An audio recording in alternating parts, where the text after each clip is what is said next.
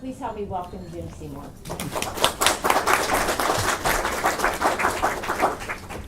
Good morning. It's good to be with you.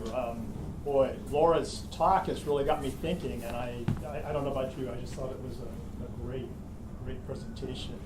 I always like to start with the story, and some of you that have heard me have probably heard this story before, but it's about a man who goes into a bar, and he tells the bartender, I want 13 drinks, and I want them all right now. Line them up. So the bartender lines up 13 drinks, and the guy's just chugging them down. And the bartender can't stand it, and he says, pardon me, sir, do you mind if I ask why you're drinking so fast? And the man says, well, you'd drink fast too if you had what I have. And the bartender said, well, I'm so sorry. What do you have? And the man said, 75 cents. I like that story because, well, one, it's easy for me to sort of imagine that this is a man that had a lot of adverse childhood experiences. I sort of imagine him as a young man, about 35 years old, the same age as me, right? I didn't say that adversity is not destiny, but it does sort of take its toll on people. I like that story too because it sort of reminds me that we all have our bankrupt strategies, the things that we're doing. I think Laura talked a lot about that just aren't working anymore, and that we really can move beyond that. I think that was her message this morning. I want to share just a little bit about a theory of change before we get more into the ACEs themselves. Our theory of change that at Harvard University, I think they endorse. We've worked this out in consultation with them. But where we start out with is this idea that safe, stable, nurturing relationships, or you could just say loving relationships if you want to, that they're the key social determinant of how all of our lives work out. This is true. There's an old adage that if you know the why of life, you can endure almost any how. And so this why of life is about loving relationships. It's about being able to engage in safe, stable, nurturing relationships.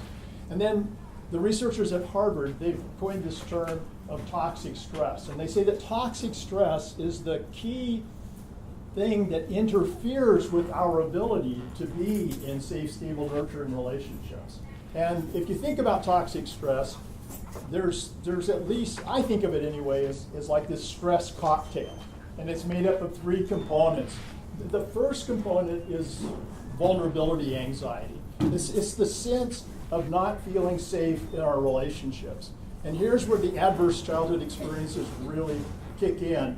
The research shows us pretty clearly that if we've experienced adverse childhood experiences, that it interferes with attachment. It interferes with our ability to trust in our relationships. And so we start out with vulnerability anxiety. It's the place that we start, is just not feeling safe in our relationships. I heard a story just recently about a person who had got a new dog from the pound, and apparently the previous owner had been abusive with a broom. And so this new owner, a very compassionate woman, but she found any time she brought the broom out to sweep, the dog would wet on the floor and it would just cower. And it was just interesting, when there gets to be these triggers. And so just in the presence of certain kinds of triggers. Now is the broom a real threat in this woman's hands, in the new master's hands? No, it's not. But does the dog know that? And we have some of that same sort of thing. I have it, I'll confess up front, and you've got the adverse childhood experiences, the little test that I think it was 18,000 people at Kaiser Permanente took. I score very high. On this. I had a dad who was very violent, and out of prison his whole life, the last time for murder. And so I grew up, my mom had me when she was 16 years old. She had dropped out of school in the 7th grade. And so it was a family with a lot of turmoil, a lot of adverse childhood experiences. And so in my family, conflict usually led to violence. And so, like with my wife, if she has a different opinion, it's kind of funny, you say when you get married, the two become one. And I always thought, well, I would be the one. My wife kind of thought, well, no, she's going to be the one. She's got her own ideas. But having her own ideas, it didn't occur to me when it first started coming up. And somehow when we were dating, I don't know why, but they say there's all kinds of things going on where you don't notice the differences. But about 6 months after you're married, all of a sudden you start to notice the difference. But it wasn't just difference. It was conflict. And conflict for me was like the boom. I reacted to it like we were talking this morning, fight, flight, freeze sorts of responses. Not feeling safe in the relationship. My wife isn't my dad, my wife isn't my mom, but conflict, just bringing that up, that normal sort of thing.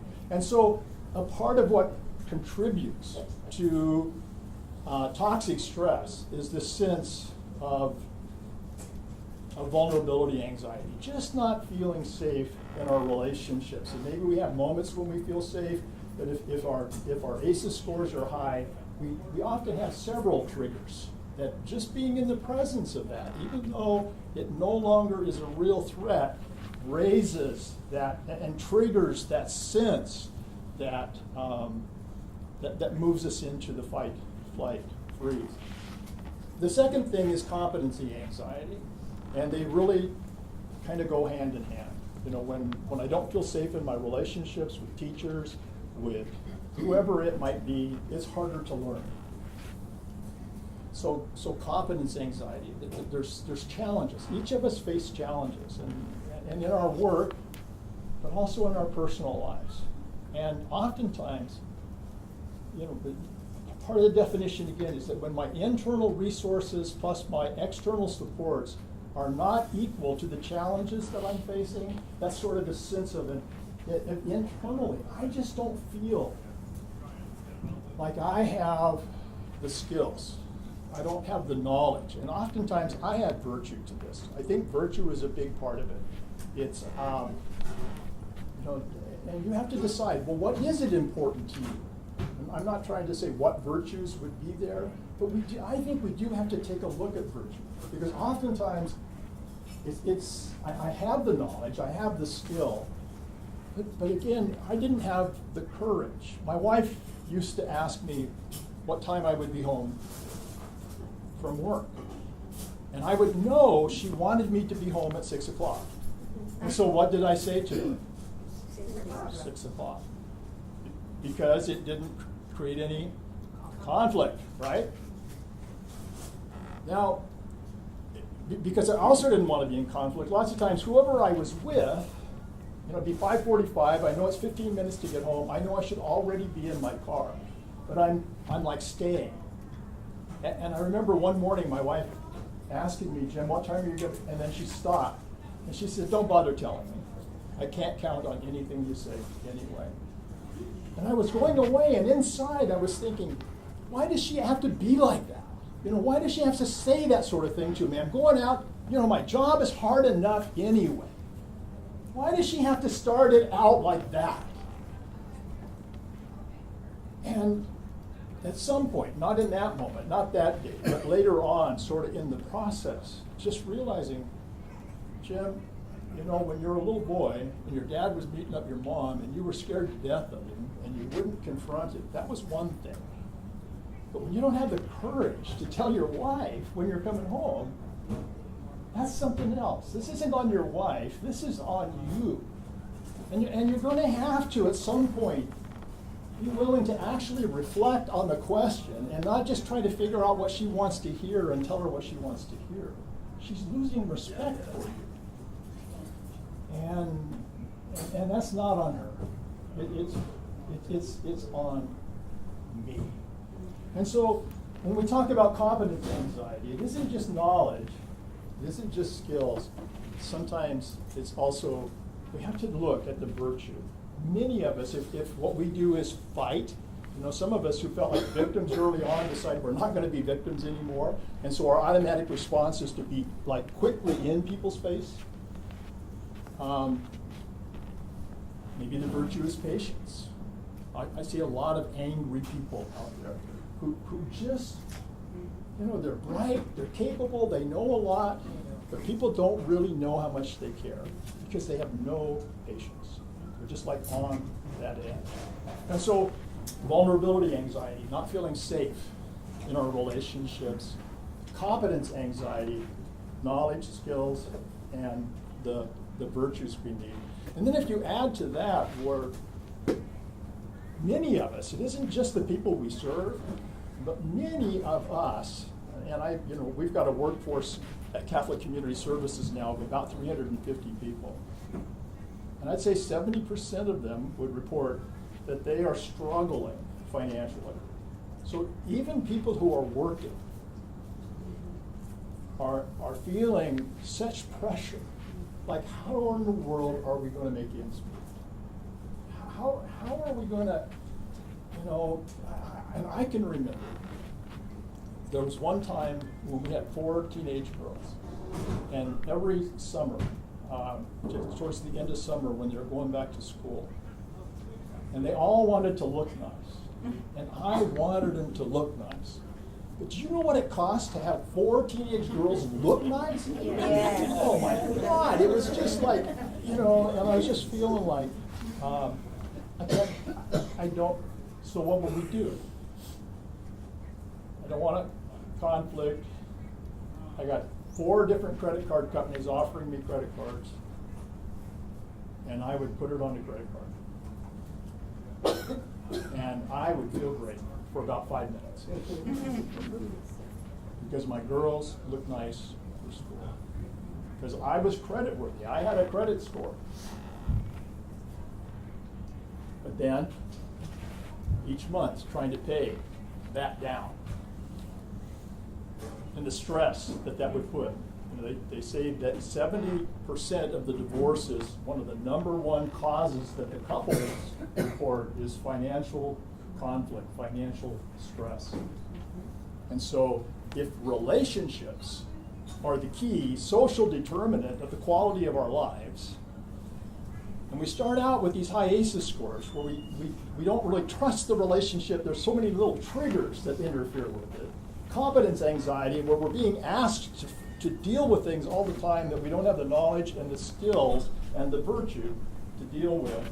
And then many of us are facing financial distress at the same time. And you put that all together, that some stress, they say, is actually good for us. So, but when we have stress in our lives, when we're looking at it and we're saying, all right, I know I've got a couple people that will help me with that, and I can do it. It's going to be hard, but we'll figure it out. That kind of stress, it can be a lot of stress. But if I'm looking around and I'm thinking, boy, I have some hope, we can make this happen, it can actually bring out the best in us. And then there's that level of stress where it's tolerable. We know it's not healthy. We're knowing, all right, it's like me putting money on the credit cards and then deciding, I know what I'll do. I'll consolidate all of that into a loan, right? And I'll pay off those credit cards, and it's going to be one payment, and it's going to be lower, and that'll take all the pressure off, right? Until next summer. Right now, I've got 4 more credit cards offering, and the girls are going to go back to school, and now one of them's starting college. And now I've got this loan out here, and I've got 4 more credit cards that are building up that I have the payment. And so, you start to have all of that gets to the place where at some point it isn't tolerable anymore. It's creeping up towards that toxic sort of level where we're in this fight, flight, or freeze mode. And so what I'm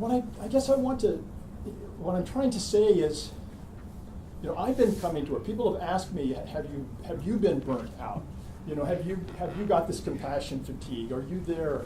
And certainly there's been times in my career where that would characterize me. But I've been there 42, 43 years now, and I guess I just want to say I look forward to going to work. I am 65 years old. I just had a physical not too long ago, and my doctor told me that I'm in better health than 90% of the men my age. And here I am with this really high ACEs score. ACEs are predictive, but they are not our destiny. And so I am so grateful to have been in this work, because it's actually being in this work that's caused me to sort of challenge and to reflect and to think and to be committed to my own personal development, to my own personal growth. And I've been down a lot of rabbit trails, but there's like 4 questions that I would encourage you to ask yourself, and I'm going to share with you some of the answers that I've come up that have helped me. These are my answers, and maybe they will be helpful, but you got to find your own answers. I'm not saying these are the truth. I'm just saying that the answers that I've come to have helped me kind of move to a place. In a little bit, I want to talk a little bit about the movie Bagger Vance. Anybody see Bagger Vance? You remember?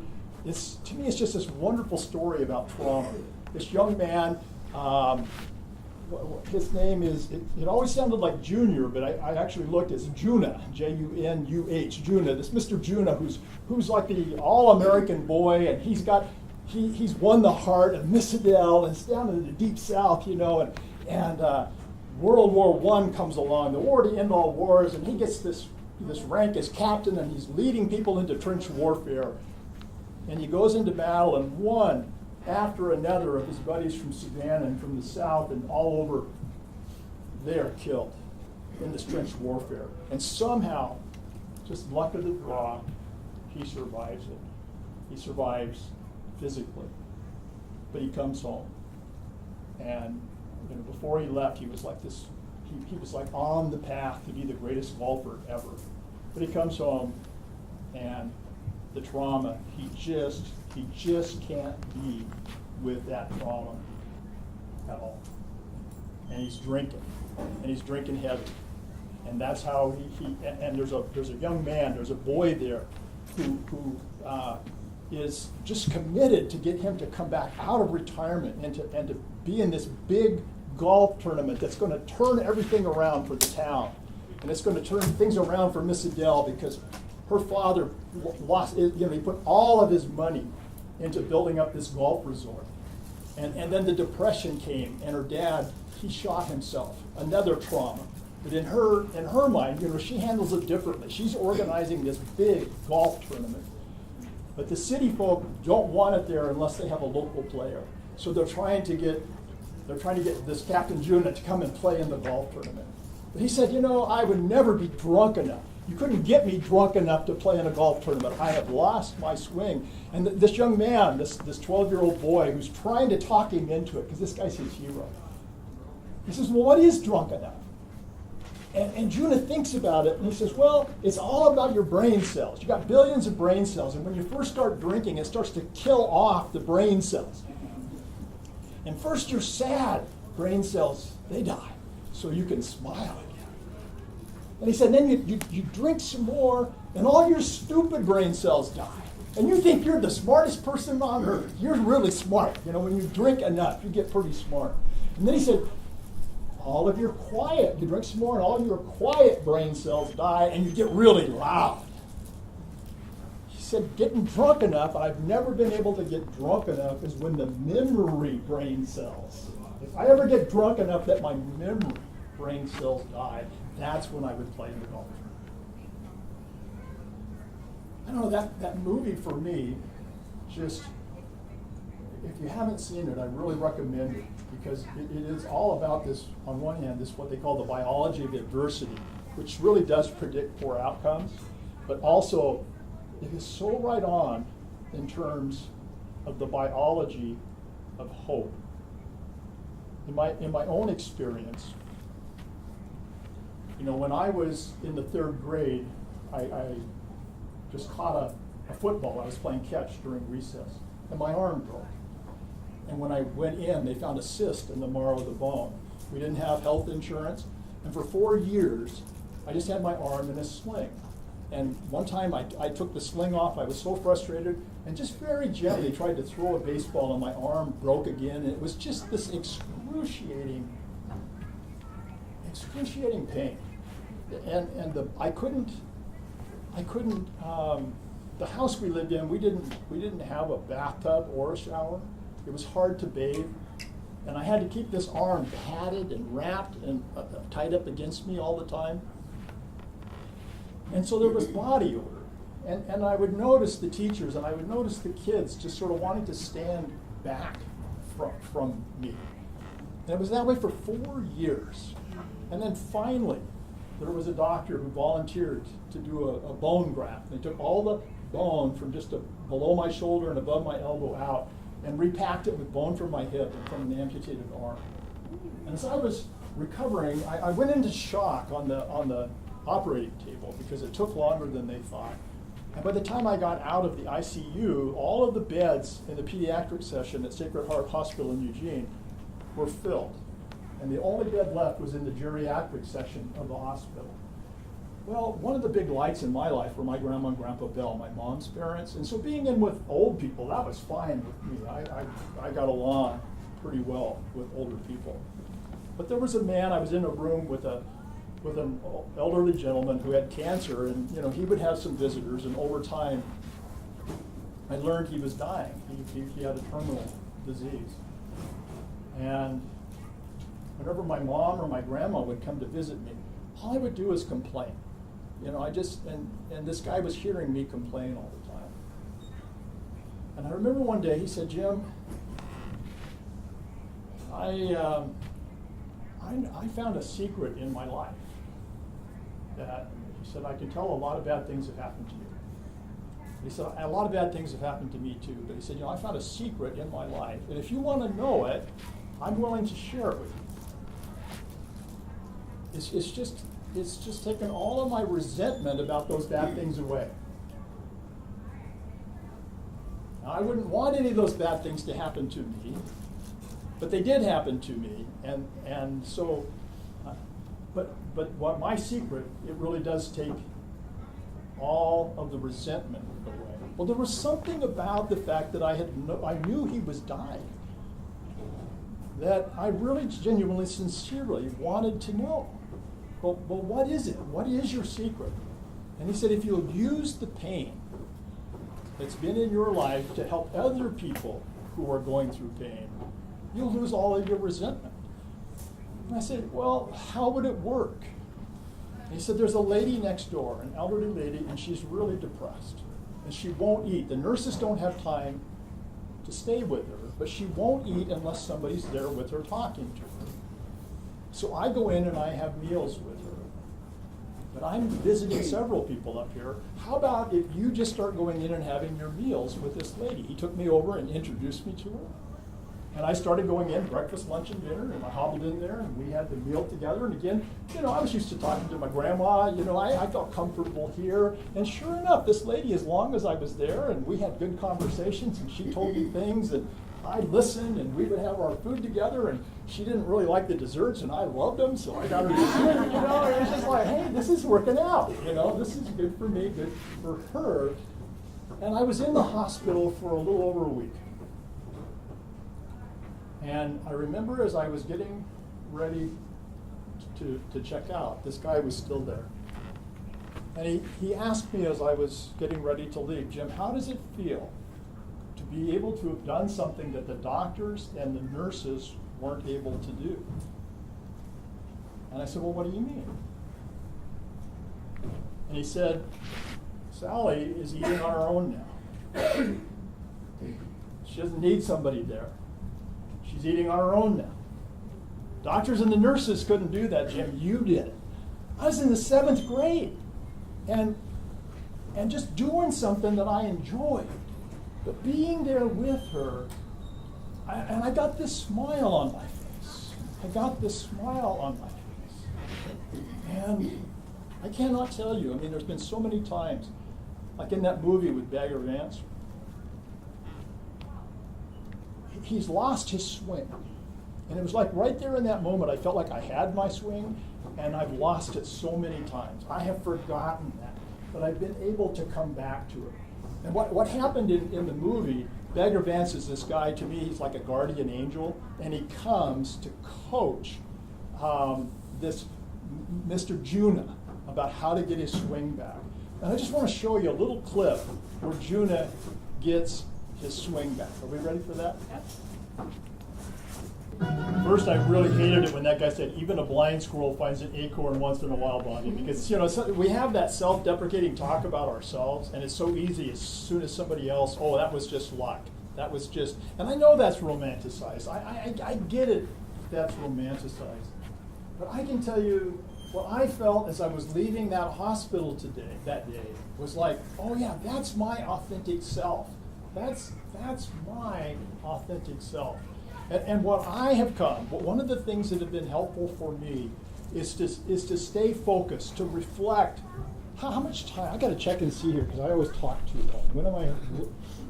I'm supposed to be out here at 11:45. Okay, good. We're in good shape then. So I just want to share with you, as a person who has a high ACEs score, part of what's been helped me to find my swing. And it's reflecting on a regular basis on 4 questions, okay? And they're big questions. The first question is like, well, who am I? And it's not like there's any answer. You got to find your own answer. But I want to share something, like there's, I've read research where in the United States, if you ask people, well, what part of your body could you lose and would you still be used? And most people will say, well, if I lost my leg, I would still be me.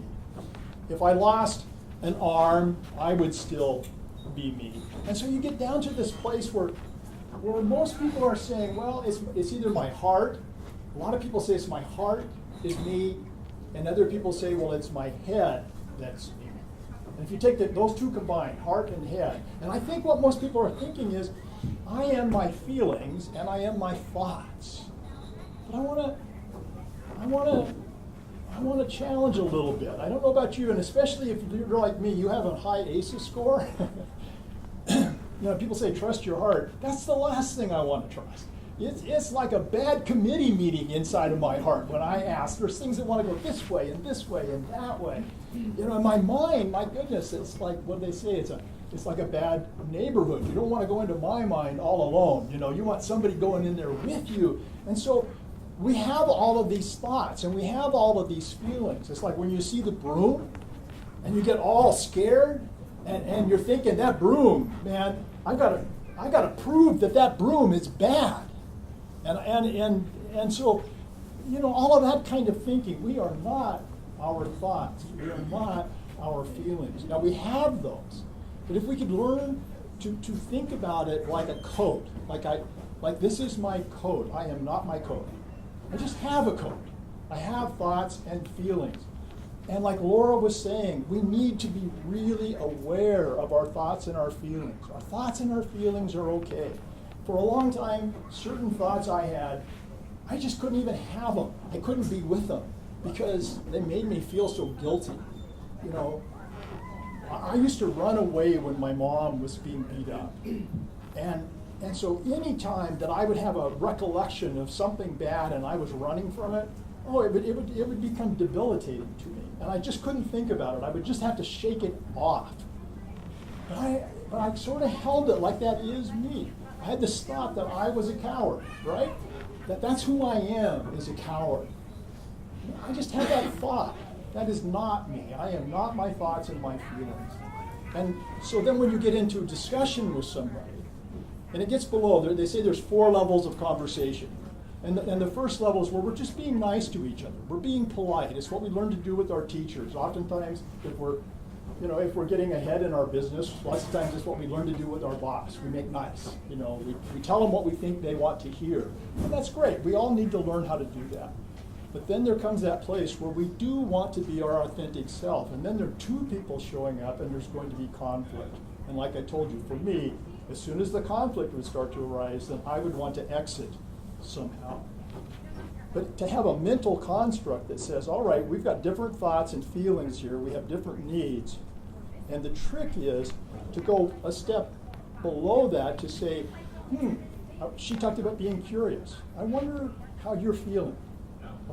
I'm going to take off my coat. I'm going to take off my thoughts and feelings. It's still, I can put it back on anytime I want to. I am not my thoughts and feelings. This is not going to lead to violence. I'm going to set it right over there. And now I'm going to find out. I'm going to be curious. How are you feeling? And what are your thoughts? And what are your needs? And then I'm going to ask, would you be willing to hear how I'm feeling? Would you be willing to hear what I'm thinking? Would you be willing to hear what I need? And when it goes down to that level, where there's genuine curiosity, we're like, okay, it's not a threat up here anymore. It's not a debate. It's not a conflict. It's this genuine, I want to know you. And I want to be known. I want my authentic self to be known. And I'm not afraid of that anymore. Then what can emerge is some new possibility for the future. And that's where we're trying to go. So this first question, come back to it, of who am I?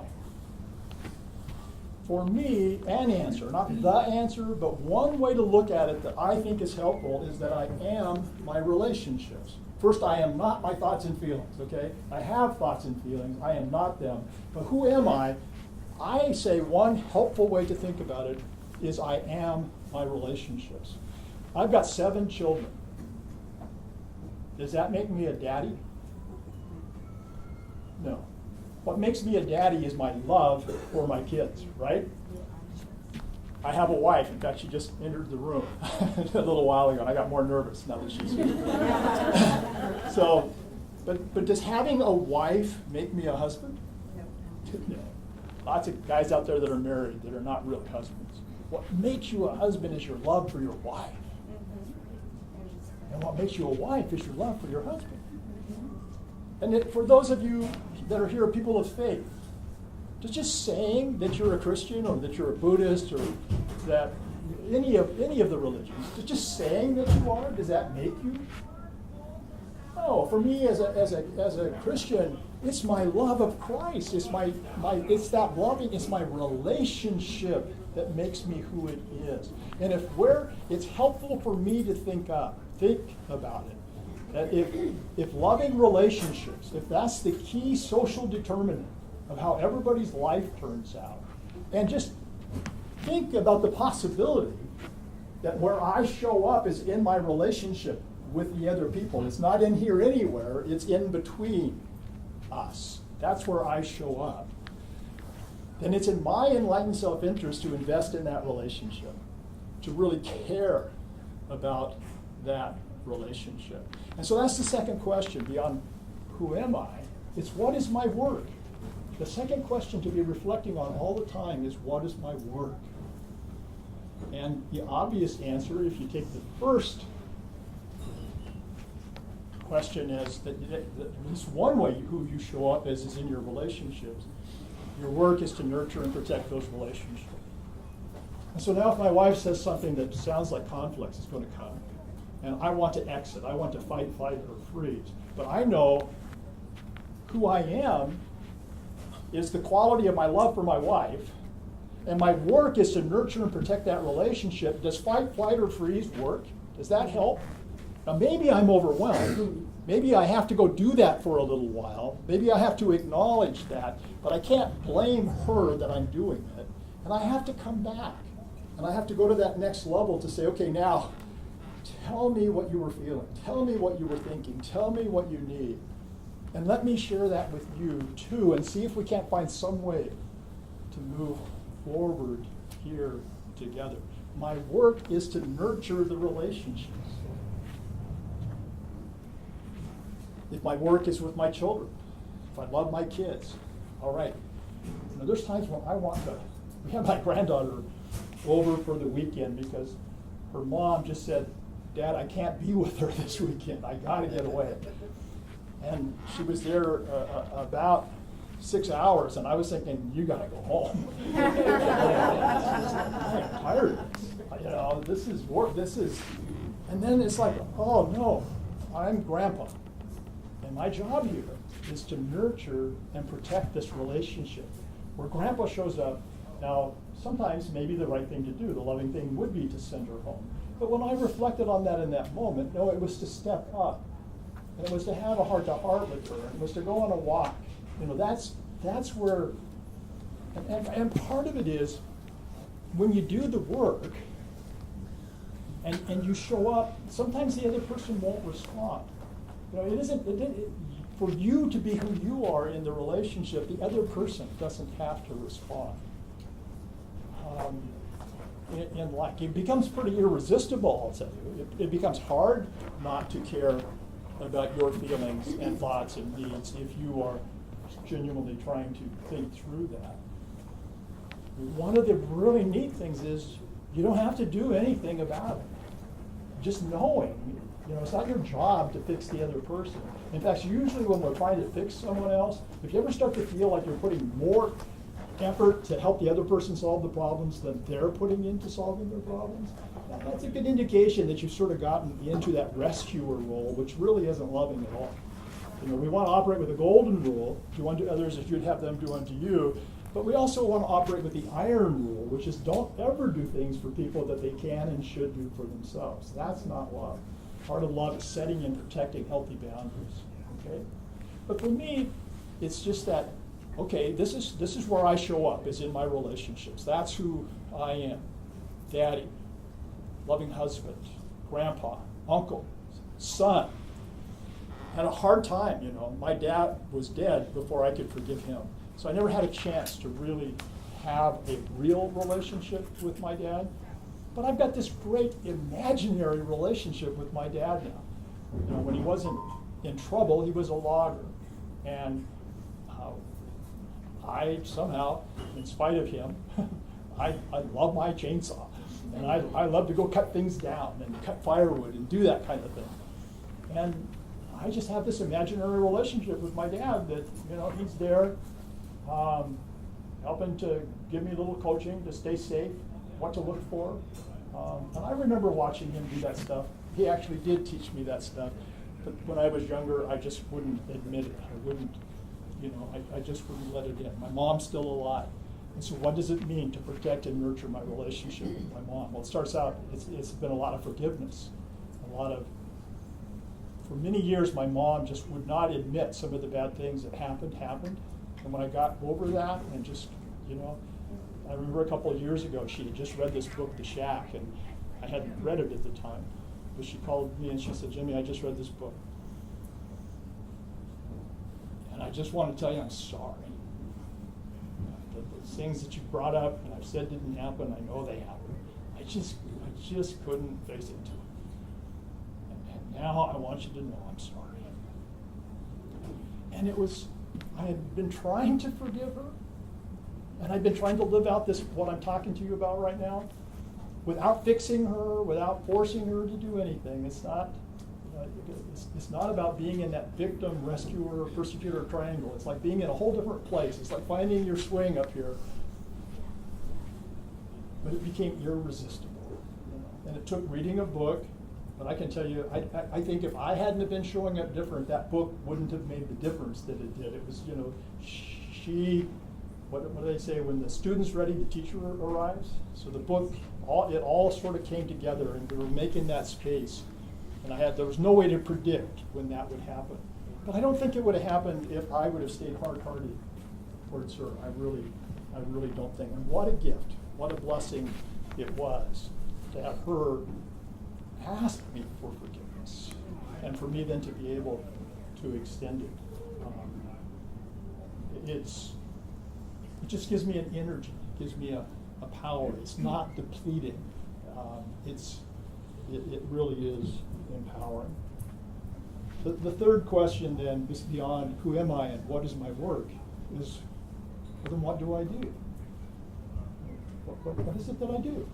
And I think what you're going to find is most of us know what to do. It's that we can't do it. You know, I know if I want to enjoy good health, I've got this affirmation that not just me, but we, my whole family, my whole community, my community, that we are healthy, strong, and fit. That's my affirmation. And I know for me personally, what I need to do is to get plenty of rest, and to get plenty of exercise, and eat just the right amount of nutritious food every day. And it's less than 2,500 calories. I've got it down to, I know exactly what to do. 2,500 calories a day of nutritious food, given my exercise routine and everything, is where I need to be.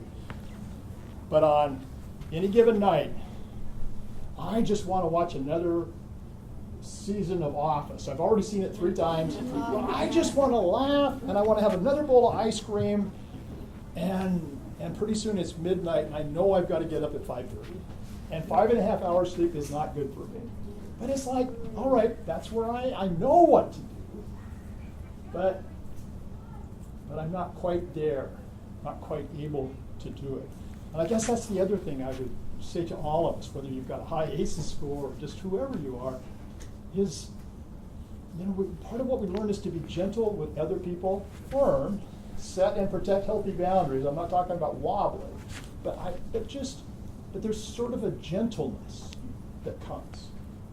And we need to have that for ourselves. I was in a gentle yoga class one time, and the first day the instructor said, some of you just heard this is an easy A, and that's why you're here, and if that's why you're here, please just don't even come to class. I will give you the A, just don't come. Because you come in and you don't lean into it. You don't try to build your range of motion, and you discourage the rest of the class. And she said, then I've got some other people here, you're athletes, and you're just going to push it to the limit, and you're going to hurt yourself, or you're going to try to show up other people. And she said, I don't really want the super athletes. This is not the class for you either. I would just as soon you drop it, I'll give you the A. She said, well, I'm looking for people who are willing to get out of their comfort zone and lean into it. That they're just willing to lean into it. She says, if you'll lean into it over this course, you are going to increase your range of motion, you're going to feel stronger, you're going to feel better. And so, as we learn to ask ourselves these questions, well, who am I? Who do I say I am? And what is my work? And what do I do in order to take the possibility of who I say I am and the possibility that I say my work is, and have that really show up like as a reality? What transforms a possibility into reality, I think, is appropriate action, right? And it's so frustrating when you get ready to take appropriate action and you can't take it, or you won't take it, or you don't take it, whatever it is. And so then the next question is, well, then what do I need to learn? And to really open ourselves up to be that in that place, that the student's ready and the teacher will arrive. So I took a long time on this. I know this is on ACEs. I'm going to move over into the ACEs now. And you've got in front of you the ACEs. And if you wanted to, so you don't have to write while we're going through some of the rest of this, if you just wanted to read through this, and you can do your own little ACEs score up here so you see where you are. And you can talk about, the higher your ACEs score, this what they call the biology of adversity. It really does predict that your health outcomes, lots of these other outcomes, that you're really at much higher risk than others. But I really wanted to presence. It is that adversity is not destiny. So we already mentioned this, that traumatization occurs when both our internal and our external resources are inadequate to cope with an external threat. In particular, you can imagine a little baby that comes up just by being alive. I mean, you're just, without those external supports, your existence is called into question. Okay, so here are the adversity categories: abuse, and then they talk about household. There was 10 of these: psychological abuse by parents, physical abuse by parents, sexual abuse by anyone, emotional neglect, physical neglect, household.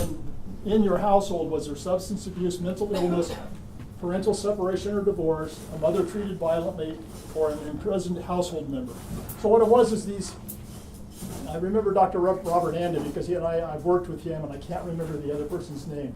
But they did this study. I think it was 18,000, sort of middle class. They were people on the Kaiser Permanente health plan. I mean, just seemed like just regular people. And they asked them, to score themselves about whether they'd had these experiences or not. And then they did all this correlation with the higher their ACEs score, and you can get your own right here. And by the way, Dr. Anda tells me, and this is my own experience, but I want to say this. Dr. Anda has done this for years and years all over the nation, and he says that having people do their ACEs score, that he has not found it to be a trigger that puts anybody into any kind of like a mental health emergency. But there are always outliers, okay? There are outliers. And so as you go through this, I would take it as a blessing if it brings something up for you, okay? And to reach out. You know, most of the people here I think are employed, and you probably have an employee assistance program, or if you have insurance, you can reach out to a counselor. There's something in this. For most of us, this won't be a problem. But if it is, I really want to encourage you. And if you don't have a resource, a mental health resource, I want to just give you my personal cell phone number and call me, and I'll get you connected with somebody. Again, I don't think that's going to happen, but there are outliers. So my cell phone is 503-269-6913. So if for some reason going through this triggers something and you need somebody to talk about it, I'm not going to probably spend much time talking with you, but I'll get you hooked up with a competent person to talk about it if that becomes necessary. And again, I don't think it is. But you've got it there, and if you want to just we put a little sticky note so you wouldn't have to actually mark up your ACEs survey, so you can just get your score there. I'm not going to collect those. It's just for yourself so you can see what it is. But in this group of 18,000 people, 67% of them reported at least one ACE score. And we've done this at Catholic Community Services, again, a workforce of around 350. We find the same thing. About 70%, well, 70% of our staff have more than one ACE score. I have a question. The last number is a 3, sorry? Yeah, 503-269-6913. Great. Yes. Thanks.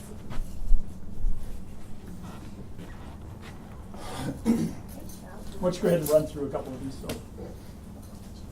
So the higher the childhood adversity score, it just sort of, the more likely that there's going to be social, emotional, cognitive problems, high-risk behaviors, particularly in adolescence through the 20s, much higher rates of disease, disability, and social problems, and then even early death. So you can see this biology of adversity is a big thing. And going back to where we started, that the thing about these adverse childhood experiences is that they disrupt attachment. That's the key thing to remember. It puts us in this place where we just don't know if we can trust the relationships, and we end up with triggers where lots of times people who haven't had those adverse childhood experiences, something shows up, the broom shows up, and people just see it as a broom. But for those of us who've had these adverse childhood experiences, the broom just isn't the broom. It's something else, and it just shows up. It's just there. So we're going to move on. I'm going to show 3 short clips from Harvard University that kind of talks about this in relation to early childhood, and then we'll have a little discussion at the end of each of those clips. But before I move on to that, are there any questions just about what the adverse childhood experiences are? This is 101, okay? I don't claim to be an in-depth kind of an expert, but it's more actually working with this. I thought you said there was 5 questions that we asked ourselves. It was before we did the ACEs. I only got 4 of them. If I said 5, I meant 4. Okay, good. Who am I? Okay, What is my work? What do I do? And then what do I need to Maybe you learn? did say 4. What do I need to learn? I got that, yeah. Thank you. Yeah. Those reflecting on those questions. There's 2 things that anybody that asks me for career advice that I tell them. One is always have a mentor. Have somebody that you look up to and admire that you can go talk to at least once a month. And the other thing is reflect on these 4 questions at least 2 or 3 times a week, and keep a journal and write it down. And take your journal, not to read it to your mentor, but take your journal, read through your journal when you go to talk to your mentor. It's just so anyway. So let's any other questions before we get into the early childhood piece of this? These folks are experts, and so they're able to kind of take it to a little different level than I can. So just anybody have any thoughts or questions, reflections about this first video about what happens there?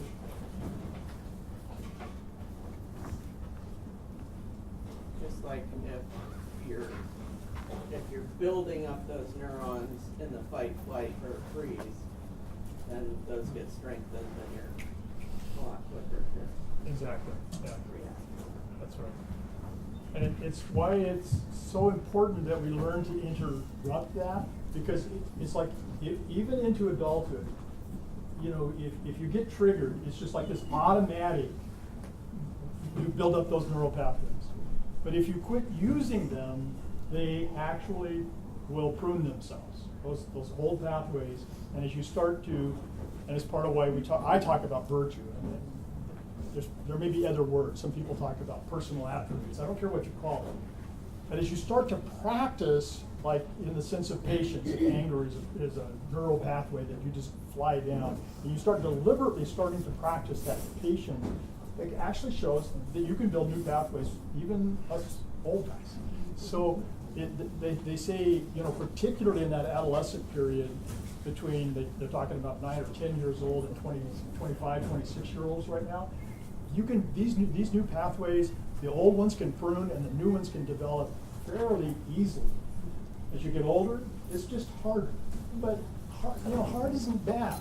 To me, hard isn't bad. It's if you've got hope and you know it's leading in the right direction.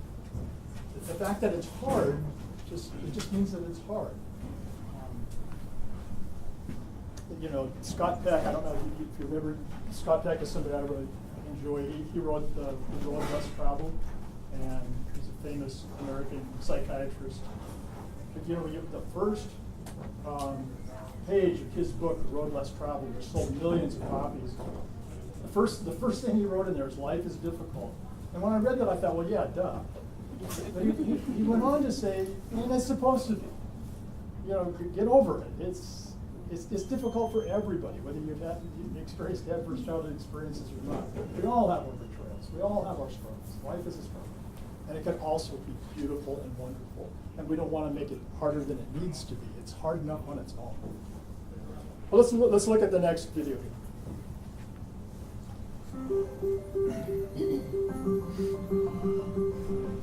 Any thoughts, any comments about this particular clip? Well, I see the sense of stability is so important in the human life for, especially for babies. You know, I work with babies. I work with infant and toddlers, so that is so important. Yes. Stability, nurturing, love, care.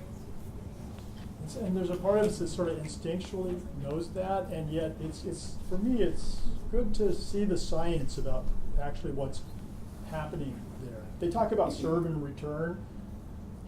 Years ago, when I first started talking and teaching about this, we used to talk about two cycles. We called it the quiescence cycle and then the positive interaction cycle. But the quiescence cycle was just any time a child was demonstrating that they were upset, that what we would tune into is, well, what is their need? And if we can meet the need, then they will quiet down, and that leads to attachment. That leads to bonding, which is what we want, right? We want attachment and bonding so they feel safe in their relationships. Relationships is how is just the key to how life turns out. The other was the positive interaction cycle, and that's sort of like what they talk about as serve and return here. But what we used to do is to talk about, well, how do you just show the person that you're delighted to see them? It's that look in the eye. It's the smile when you see someone. Next to them. Yeah, that makes them just go, hey, that person is just glad to see me. At Harvard, what they talk about is the necessity to keep those two cycles going with the parents. And it's so much harder with parents who had a high ACE score and they're not behaving like we think a parent ought to be acting. And so people are acting in these inappropriate ways, like the guy that wants 13 drinks all lined up. You know, we know it's a bankrupt strategy. But if we can tell ourselves, we can just say, it's an indication that there is an unmet need. Well, everybody does everything they do to feel better and to meet some need. And it may be a totally bankrupt strategy. But if, instead of focusing on how screwed up the person is that they have such dysfunctional strategies, we can ask ourselves not what's wrong with them, but like, well, what's happened to them that would cause them to act in this fight, flight, freeze way. And then if we can just come back to say, well, how are you feeling? And help people to identify their feelings. What do you need? And help people to identify their needs. Most people will figure it out on their own, a better strategy to feel better. And we don't have to make them feel better. We don't have to meet their needs. If we could, if there's something we can do, it is our job to do, well then of course let's do it. But we don't want to get into thinking it's our job to rescue the person. But it is our job to have that quiescence cycle in mind for the parents, to not get caught up in their annoying behavior. And to be able to focus back into, well, how are you feeling? What's going on? And what do you need? And then is there a way that we can help things so you feel better and that you can get your need met here? And if there is something that you can do that's reasonable, that's a part of what your job is, well then of course you do it. But we also have to set boundaries about what we can do. So it's like just take a moment to observe and not judge that person, and think about what happened in the past that caused the problem. Yes. And then ask myself or ask him or her, what do you need? And then ask myself, what can I do? Good. 3 steps. Yeah, that's great. That's great. The empathy with the feelings and trying to understand the needs. Lots of times that's all that it takes in order for a person to come to a place where they move out of fight, flight, or freeze. But if we can't do that for the parents are the ones, they have this phrase at Harvard that we build adult capacity to improve child outcomes. And so often we want to protect the children from their parents. And that's the message that many of our parents get from us, is that we think we have to protect your children from you. And which one of us would really respond wholeheartedly to that message? That I'm here to protect. I know my own kids sometimes. I feel that way with my own kids. Sometimes I feel like I need to go in and rescue my grandkids. It never works. The kids just go, we're out of here. We're leaving. I spent a few minutes talking to my daughter and helping her to feel better, to identify her need, and she's feeling stronger. She takes good care of the kids. Me trying to rescue them from her just pisses her off. So, we have to be careful because we don't want to get into that, there's that, you've seen the Cartman triangle, the victims, persecutors, and rescuers. Many of us who got into this field got into it because we wanted to rescue. We wanted to protect the victims. And we're angry at the perpetrators. And it's easy to see the parents as the perpetrators and the children as the victims. And that model just doesn't work. It's sometimes we have to separate parents from their children.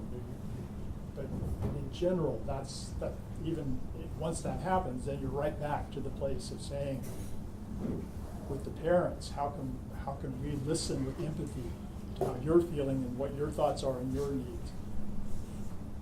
So let's watch this last.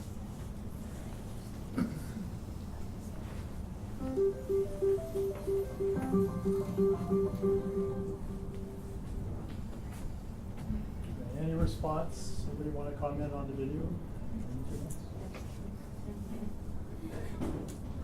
So, Laura talked a lot about this as well, that continues into adulthood. And lots of times in adulthood, I liked her example of when something got brought up in a staff meeting and all of a sudden you're flooded. You ever had that happen where you just feel, somebody has said something?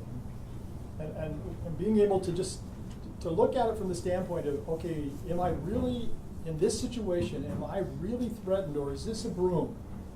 You know, is it my trigger, my issue?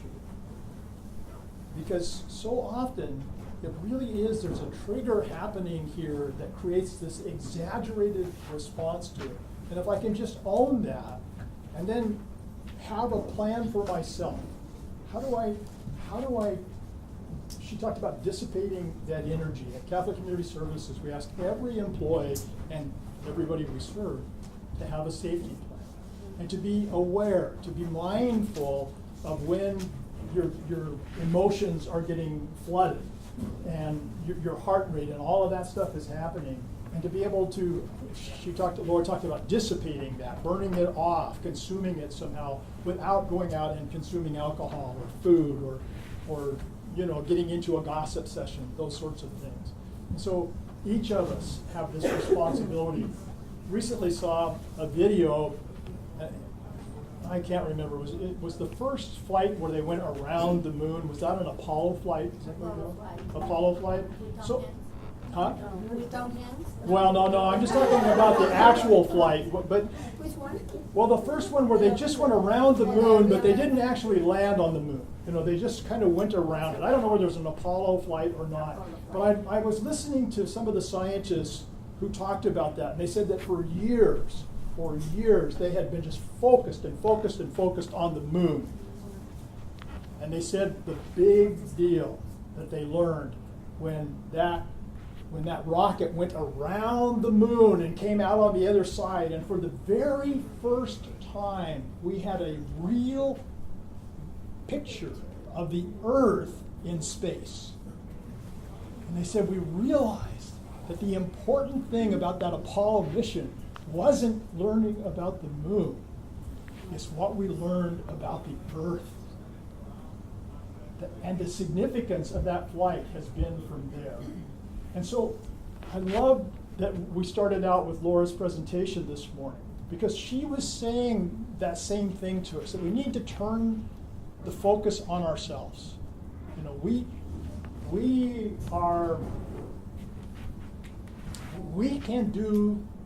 can grow. We can look at these issues of trauma, and whether it's vicarious trauma, and for many of us that's all it will be. But the research will say that 70% of us in here, we have our own adverse childhood experiences, and we're dealing with our own triggers as well. And so to ask ourselves, how do I grow? I think the 4 questions that I ask you to reflect on. Having a mentor. This afternoon I'm going to be doing a workshop on building these 5 key protective factors that are central to it. But how do we continue to grow and take care of ourselves? How do we do self-care? One of the protective factors is self-care, and it is resilience. And resilience really boils down to taking care of yourself and being able to look at what those issues are that are triggering, and having a plan for dealing with those issues, and building in the resources, the outside resources and the internal strengths to be able to do that. So the first look is just at ourselves. We can't step beyond ourselves. And then that's got to be with, like I say, some gentleness. Not all. I think she talked about looking with soft eyes. So we have to be willing to look at ourselves and others with soft eyes. And then we need to be able to look at our family, our own family, because that's the environment in which we live. And if that's totally stressed out for us, we can't just ignore these. I remember early on in my career where I had supervisors just say, leave your family life at home. Just leave it at home. Oh, it's in theory, but in reality you can't. It impacts. And so how do we protect and nurture those relationships at home? And then we talk about our communities and particularly our work community. That we start to look at, when they talk about the fight, flight, or freeze, sometimes when people are fighting with you, that's better than being frozen out. I invite you to think about who is the person in your office, not that bugs you, but that you just don't even know is there. And I started looking around and I started to realize there's people in my office that I don't even know. It's like they're just not important to me. And so to just to be aware that I'm acting like there's people right here in this building with me who aren't important to me. Apathy is worse than anger in my book. They say neglect is much worse for children than physical abuse in terms of the long-term devastating effects. And so being able to look at in our communities and to say, well, who am I avoiding? Who am I sucking up to? Because that's a part of this too, trying to get our own needs met. And then who am I angry at? Who do I gossip about? And being able to say, part of this, if who I am is my relationship also in my community and in my work community, my faith community, my neighborhood, well then to be able to challenge that and to begin to show up as a colleague who cares and is committed to the success and the well-being of every other colleague in your work environment. And when you can start to, when you start to look at it that way, that this is my job to protect and nurture these relationships. In fact, this is who I am, shows up in these relationships. Then when things get tough, you've got the frame of mind to say, okay, well, what's called for here? And if you start to notice you're gossiping about somebody, or is gossiping, is that protecting and nurturing that relationship? If you're ignoring somebody, or if you're always frustrated or angry with somebody, just to begin that reflection process. It starts here with the family and then builds out into the various communities that we work with. I love prose, and so there's a piece of prose that I haven't remembered for a long time, and I'm a little afraid to try it because I'm afraid I don't know it. But I want to try it because it comes up for me. But it's sort of like two ways to approach life. And in Macbeth, Shakespeare, there's a quote that says, tomorrow and tomorrow and tomorrow creeps in this petty pace from day to day, to the last syllable of recorded time. And all our yesterdays like fools the way to dusty death. Out, out, brief candle, life is but a shadow walking, a poor player that struts and frets his hour upon the stage and then is heard no more. It's a tale told by an idiot, full of sound and fury, signifying nothing. And that's one way to sort of like approach life. The other way, George Bernard Shaw wrote, this is the true joy in life. It's being used by a purpose recognized by oneself as a mighty one. It's being a force of nature rather than a selfish, feverish little clod of ailments and grievances, complaining that the world will not devote itself to making you happy. I'm of the opinion that my life belongs to the whole community and that as long as I live, it is my pleasure to do for it whatever I can. Life is no brief candle for me, but rather a sort of splendid torch, which I've got hold of for the moment, and I want to make it burn as brightly as possible before handing it off to future generations. It's just really been a pleasure to be with you. Thanks for spending time with me.